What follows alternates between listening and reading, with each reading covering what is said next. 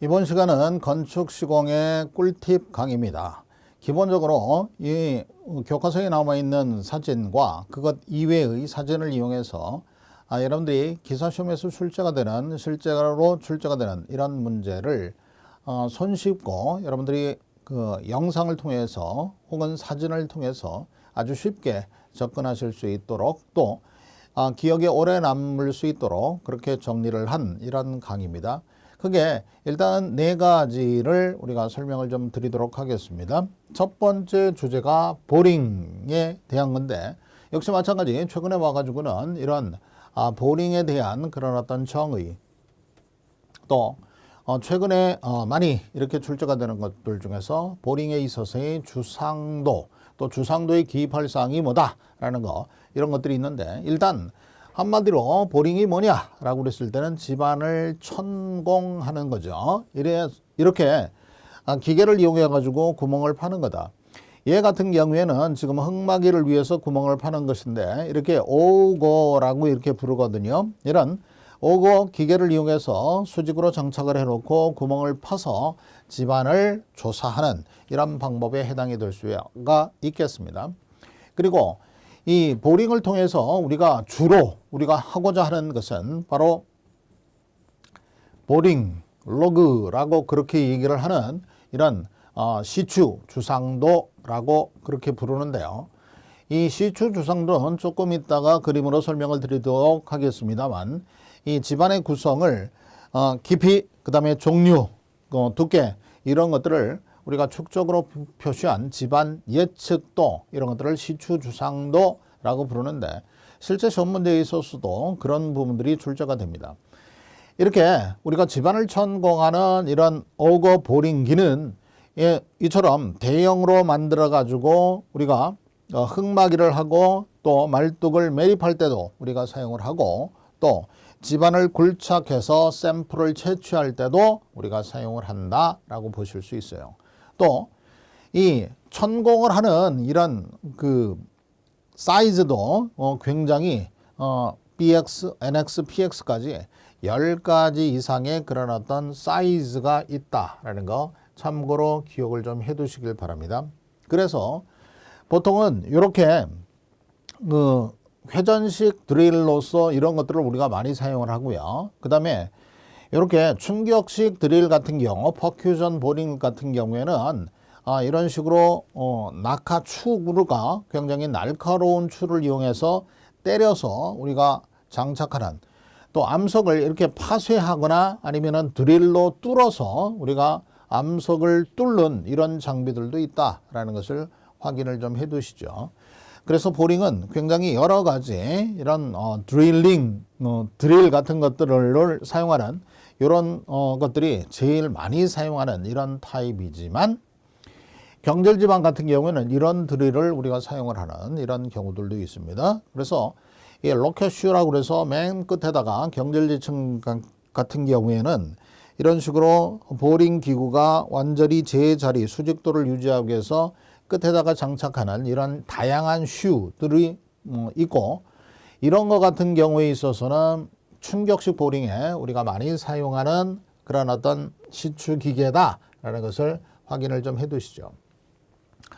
이렇게 시추 주상도라고 이렇게 되어 있는데 얘는 보홀 로그 이렇게 되어 있는데 다양하게 표현을 합니다. 보링 로그라고도 표현을 하고 드릴링 로그 혹은 드릴 로그라고도 그렇게 표현을 하는데 지하철 몇 호선 기본 설계 이렇게 되어 있죠. 일부러 이렇게 수작업을 한 거를 이렇게 골랐어요. 그래서 여기 보시면 지층 설명 그래서 매립토 심도 0.0에서 1.9까지는 매립토가 있다. 그래서 매립토기 때문에 얘 같은 경우는 인위적으로 우리가 매립을 한 것이기 때문에 아주 느슨한 이런 집안에 해당이 될 수 있겠죠. 그리고 33.2m까지 계속 풍암 weathered rock이라는 것이 있다. 10.7에서부터 29.3m까지.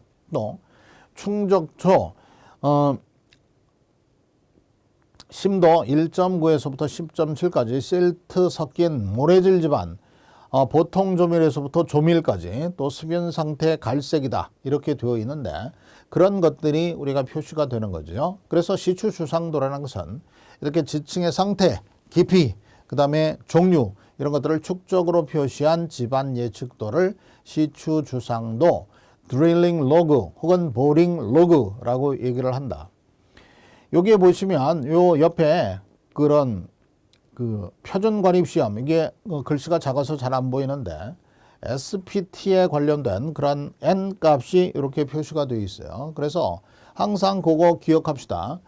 주상도에 있어서는 맨 우측에 지층이 교차될 때마다 혹은 이렇게 느슨한 집안이냐 아니면은 경질 집안이냐 이런 것들을 우리가 조사하기 위해서 끊임없이 이렇게 표준관입 시험이라는 것을 우리가 시행해서 거기에 대한 N 값을 우리가 기재를 해놓게 되는데 여기 풍암 이렇게 암반처럼 약간 풍암이 되었을 때는 N 값이 굉장히 크게 나오는 것을 보실 수가 있죠.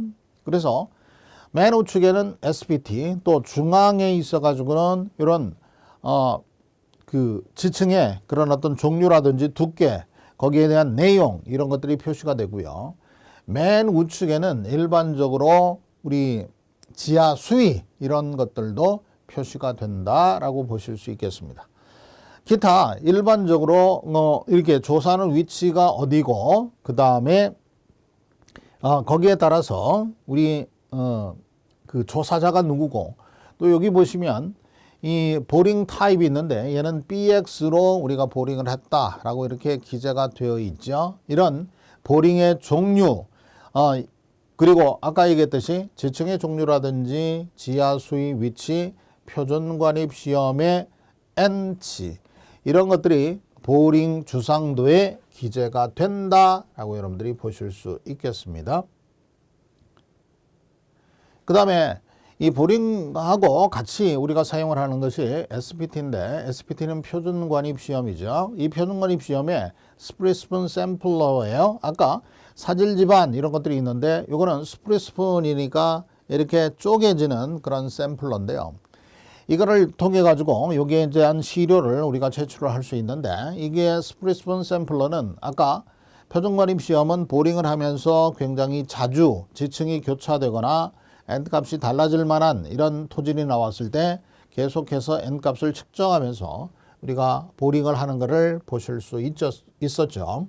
그래서 표준관입 시험과 보링 또 이 표준관입 시험이나 메인 테스트는 사운딩이라고 설명을 드렸잖아요. 그래서 보링과 표준관입 시험, 사운딩 전부 다 관련이 있다라는 것을 파악을 좀 해두시죠.